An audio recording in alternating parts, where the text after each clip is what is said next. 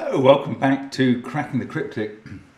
Today we celebrate the extraordinary feat of a man called Russ Cook, who will complete his trip from the southernmost tip of Africa to the northernmost tip of Africa. You can see the route on the map that has been created for us today. And he's been running. He's been running it himself. Russ Cook, he is nicknamed the hardest geezer, and he has been running over 10,000 miles in 352 days through 16 countries, raising, I think it's well over £500,000 for charity already. And this has been brought to our attention by the pedaling pianist, who himself has cycled the length of Africa with playing the piano. No, that's a joke. I honestly don't know how the pedaling pianist got his name, but he says he's nothing to do with Russ himself. He's just very impressed by this. And in the way of things, I read the email yesterday from the pedaling pianist, and then today on the BBC I saw the story. So I am aware that this is definitely genuinely true. The pedaling pianist suggests that although he is not particularly advocating anything since Russ has been raising funds to combat cancer, etc., he says, whilst the Sudoku itself may not blow your mind, please consider sharing or even contributing to Russ's fundraising efforts, and we will provide the link under the video, along with a link to this puzzle, and indeed a link to a version that the pedaling pianist has created with greater than and less than symbols for the colorblind, which is great. Thank you very much. And yeah, we definitely wish the hardest geezer well as he completes his incredible African run. I was particularly struck in the BBC story. He had to stop in Nigeria for a couple of days because having survived a number of health issues, quite unsurprisingly, stomach and other issues on the run, he had got back pain as well. So I took a couple of days to get some scans, he said to the BBC. No bone damage, so figured the only option left was to stop mincing about like a little weasel, get the strongest painkillers available, and zombie stomp road again, he said at the time. Yeah, so as I say, he's gonna complete 10,200 miles in 352 days, and my hat is off to this 27-year-old man from West Sussex, because he's done something nobody else will do. Very impressive. So I'm going to do something that lots of other people can do, which is try and solve the puzzle by the pedaling pianist. Just before I do, don't forget, you can save the world yourself by competing in the dangerous to know Sudoku hunt on Patreon and thwarting the supervillains involved. You can practice your own Sudoku skills with our array of apps, which are available on links under the video, along with our merchandise like this fetching hoodie, and along with Sven's Sudoku pad and so on. Do check them all out. They're great fun. Now, the rules of the Project Africa by the pedaling pianist. It's time for those. So we're going to be putting 1 to 9 in every row, every column, and every 3x3 box. The route, the red line, is a German whisper line. Despite being red, this is a German whisper line, and therefore adjacent digits along it must differ by at least 5. So you could put 1 and 6 in these cells, but not 3 and 7. Now, on land, meaning in the coloured cells, hotter cells contain higher digits, i.e. orange cells must contain larger digits than orthogonally adjacent yellow cells, so that is bigger than that. And yellow cells contain larger digits than orthogonally adjacent green cells. So this is a heat map of Africa, and the numbers will justify that. I don't know quite what scale we would consider 1 to 9 as temperatures, but you get the idea. Now, there's a few little cages. The 4 cages must be filled with 4 important numbers from Russ Cook's journey, read left to right, and the solver must decide which number goes in which cage. 352 days on the mission, 19 being the millions of steps at least that he has run, 16 being the number of countries passed through, and indeed, look, the number of cells on this whisper line. That's very neatly arranged by the pedaling pianist. And finally, question mark, which is the total number of ones and twos on the route. So we're going to have to look at the red line at the end and find out how many ones and twos are on it, and that is the fourth cage total. Okay, so that's a little bit recursive, I would say. Anyway, do give it a try, or do look up Russ's details, or just let's find out that he has completed that mission today, because I hope something didn't happen on the last possible leg. Ooh, that's the apt phrase, on his last legs, isn't it? Anyway, we are going to try and solve this puzzle now, so I'm going to restart the clock and say, let's get cracking. So with the colours, I don't particularly want to recolour this line. I should probably start with the cages, because obviously the 3-cell cage is going to contain 352. The other two are a 19 and a 16, and those are the number of millions of miles, no, millions of steps, and the number of countries. And this one is going to be the number of ones and twos on the route. Okay, so, right, we know actually about highness and lowness on this route, because the first two steps of the journey, first two legs of the journey, have a contrast between a lower number and a higher number. So this number must be lower than this.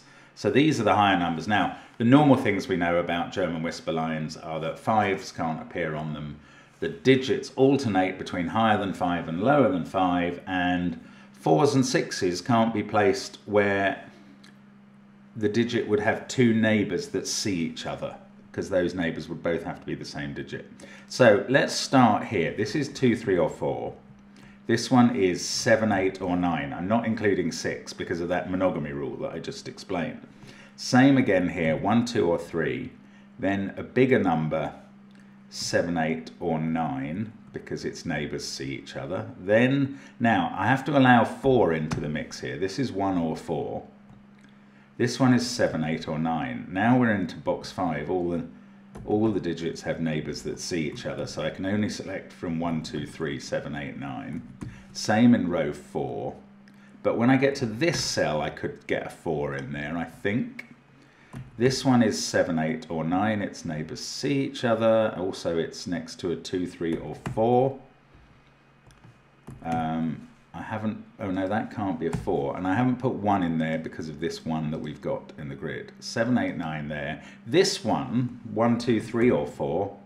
And this one, any of the big digits, I suppose. 6, 7, 8 or 9. But now let's look at this relatively accurate heat map of Africa. This must be the Sahara Desert, slightly set to the north, maybe. I mean, I'd say it extends a bit further. I don't know, actually, maybe this is as accurate as it gets. Anyway, I'm certainly not going to question the pedaling pianist's geography chops. Now, this can't be a 9 because that orange cell is bigger than this yellow cell. So 7, 8 or 9 there. This can't be a 4 now because that can't be a 9. And, we've also got yellow to orange here. So that is 7 or 8. This is 8 or 9, and this is now a triple of 7, 8 and 9. That doesn't do anything. But how about that triple there? That does a big thing. 7, 8 and 9 there means that this digit can't be 7 or 8. It must be a 6, and that's next to a 1. That takes 1 out of this cell. Does it not do anything else? Maybe not. Right. This is yellow, but it's only touching orange, so it's going to be low. Yeah, it's odd to see sort of very low digits in yellow cells, but if they're not touching green, it's not really a problem. Okay, what do we do next?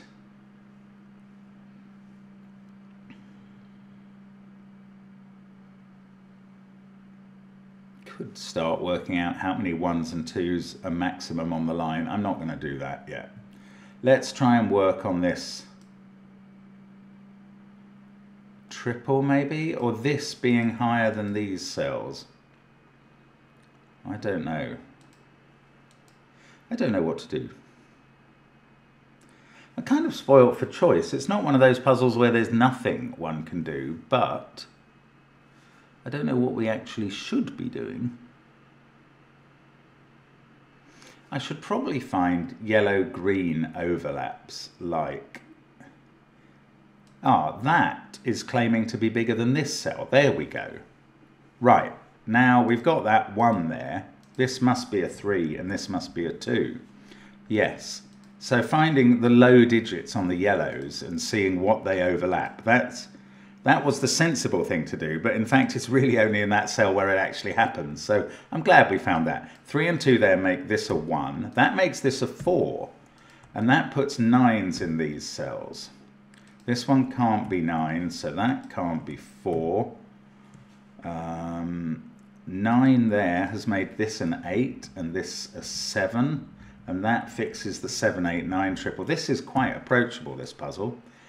Wow, the pedaling pianist has been a little bit easier on us than...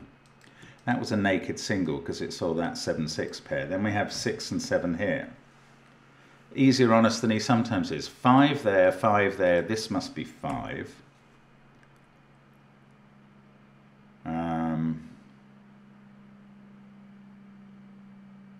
This is resolved. And we know that one of these cages is 16 countries and one is 19 million steps. So they're done. We might be able to form an impression of that, but I'm not going to bother yet. These are from 1, 2, 3. This one can't be a 1. Oh, that one can't be a 1 either. So 1 in the central column is done and it is on the route. In fact, okay, let's have a quick look. There are 3 1s on the route already. And a possible 2 in one of those cells and a possible 1 there. And that's it. So this digit is 3, 4 or 5. It's counting the 1s and 2s on the red line. Now, what else have we got? 6. This is a 2, 3 pair. Yes, 6 in this box is forced into one of those cells and that fixes 7 and 6 and the central box is complete. Now, this seems to have to be a 1, 4, 7 triple. Yeah, that's because I should have asked where does 2 go in this row, and now I've found that. Wow, I've nearly finished this route. In fact, I've only got the first 2 steps of it left to finish. That became a 9 because it couldn't be an 8 and it was on a whisper with a 3. Now we've found one of the 2s on the line and we're just uncertain about that one. This is 4 or 5. Now we got this 1, 4, 7 triple, and of course this can't be 7 because it has to be less than yellows that it's touching. But this could be 7, probably is. This is a 6, 8, 9 triple, and this digit is less than that. And this is a 3, 4, 7 triple, and the middle one can't be 3 by Sudoku. This is a 1, 6, 8 triple. Oh, that digit is a naked 1, and that's a 6, 8 pair. Right, this is good. We're making good progress in Project Africa. Now, 1, 6, 9, 9, 1, 2, 3. We need 7 in this box in one of those cells. Now, green and yellow, though. Oh, I don't know. Green is less than yellow. Not sure. This orange has to be more than 3, more than 2 or 3, and more than that. Oh, I've got a 9 looking at that cell. That's an 8. That's a 6. That's a 9. That's just Sudoku. Sorry if you had to shout. 9 in box 3 goes there. Have we finished the 9s? We have now. Yeah, okay, let's look at the 1s. Yes, we get a 1 in box 1. That can't be 1. This must be 1 on the green-yellow principle. And I think this is going to be the last one in the grid. Okay, what else have we got? Sixes. Can we do something with sixes? Yes, we place 6 in box 1. 6 is in one of those 2 cells in box 3. Now, I don't think we can finish 6s. But we can finish this one. 8 and 6 there, thanks to having put that 6 in. 1, 3, 8, 9, 6. 1, 3, 8, 9, 7. That is 2 or 5, but it's yellow, and this has to be lower. So actually, that has to be 5, and that's 2.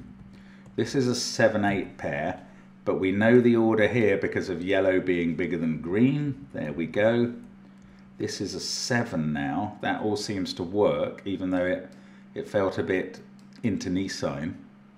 This is a 4, 5, 6 triple, in which 6 can't be at the top. They're all white cells, so we don't know anything. Unsurprisingly, the Sahara is at the maximum temperature, 9, 8, and 7 in the same box. That is looking at a 2, so that's done. Now the whole path is finished, and that wasn't a 2. So there are 3 1s and a 2 on the path, and this is a 4. Did I mention that 1s and 2s, why are they used here? Apparently that's how Russ refers to left foot steps and right foot steps. So the pedaling pianist has gone into Russ's backstory in slightly more detail than I have. But he didn't tell us he was called the hardest geezer, which I think is a great name. Geezer being a very British term for a bloke, which is also a British term. That's 2 in row 2. This is a 4, 6 pair, which are done. I think we're finishing now, actually. This is 3 and 5. That's a 6. That's a 2. That's a 3. That's not a 3. 3 is placed on the continent in, where's that? Equatorial Guinea, somewhere like that. 4, 5, and 7 across the middle here. That's a 7. That's weird. I can't solve the 4 5s at the moment. Not even using the rule. In fact, I think my use of the colouring rule is basically over with. So the rest, as Hamlet said, is Sudoku. He didn't say that. He said the rest is silence, but I try and maintain an endless, ceaseless flow of burbling to keep you happy. Right, 1, 3, 8, 9, 6. We've got 2. That's there. 4, 5, and 7. That is not a 5. Oh, this one sees a 4, 7 pair in the column. So that's a 5. That's a 4. 5 there, 4 there, 7 in the corner, and that resolves the 4, 7 pairs. And we are done. And that wasn't too hard. Project Africa. Oh, I don't get a tick because I've mistyped a digit somewhere. I hope that's all I've done.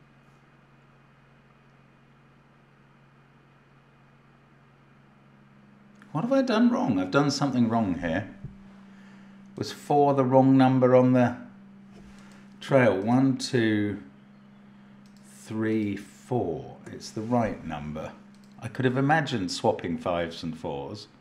Oh look, that doesn't work. Green is less than yellow there. Ooh, could I just swap these around and be okay?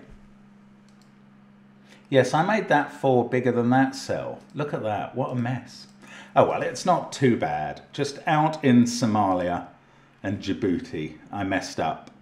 For some reason, I thought that was a relationship where green was higher than the yellow cell when I wrote that in. Luckily, that only became a little 2 by 2 deadly pattern that was therefore fixed once I spotted it. So it didn't impact the solve in any other way. What a relief. But that is the solution to Project Africa. And yeah, that's great. And good luck to Russ. And thank you for watching, as always, on the channel. Thanks especially to the pedaling pianist for creating that very pretty puzzle and making it work so elegantly. We shall see you again tomorrow for more Sudoku fun. Bye for now.